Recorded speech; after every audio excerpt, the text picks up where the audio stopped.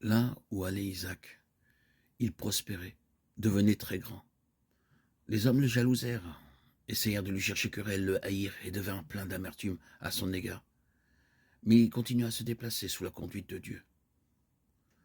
Lorsqu'un homme est béni par Dieu, il est inévitable qu'il soit combattu et haï.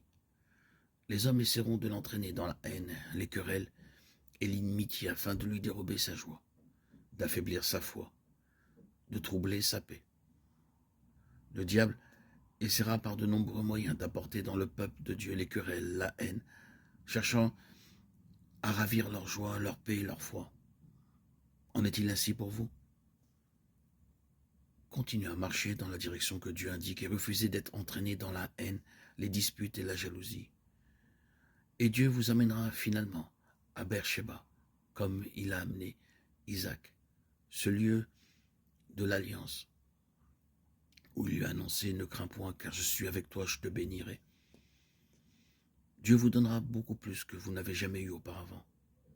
Notre Seigneur dit dans Jean 16, 20, 22, « Votre chagrin sera changé en joie, et votre joie, aucun homme ne vous l'enlèvera. » Bien que les Philistins puissent essayer de ravir votre joie et votre paix, de vous provoquer, de vous irriter, de vous mettre en colère, de vous entraîner dans les querelles,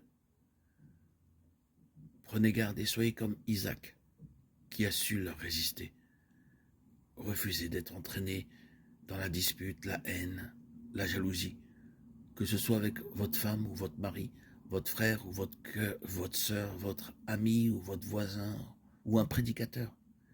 Éloignez-vous de toute dispute, de la haine, de l'inimitié, jusqu'à ce que vous arriviez à Beersheba. Et Dieu vous donnera sûrement beaucoup plus qu'auparavant. C'est le message que nous lisons, le message que Isaac veut nous enseigner. Avant même la naissance de Jacob, Dieu avait prévu de faire de lui un prince. Mais Jacob fut trompé par sa propre mère. Elle l'aimait beaucoup et il faisait ce qu'elle lui commandait et essayait de réaliser la promesse de Dieu de la mauvaise façon. Ce fut après de nombreuses années de lutte qu'il devint prince avec Dieu et les hommes.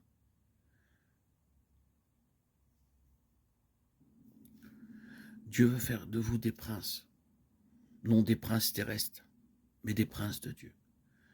Dieu veut vous donner ce qu'il a de meilleur. Apprenez à aller vers Dieu pour toutes choses et non pas vers les hommes. Au lieu de cela, comme Jacob, les hommes font des projets et établissent des plans. Ils veulent le droit d'aînesse, mais il n'y a pas besoin de mendier comme Ésaü pour l'obtenir. Dieu peut donner beaucoup plus qu'aucun ne peut demander ou penser. Le malheur est que beaucoup d'entre nous sont seulement des Jacob, chrétiens, des chrétiens gavés, des chrétiens cupides. Cependant Dieu dit, ô Israël, tu es prince, tu es prêtre, tu es mon ami, mon collaborateur, viens à moi et je te répondrai. Par la vie de Jacob, Dieu veut nous enseigner comment devenir prince et partenaire avec Dieu.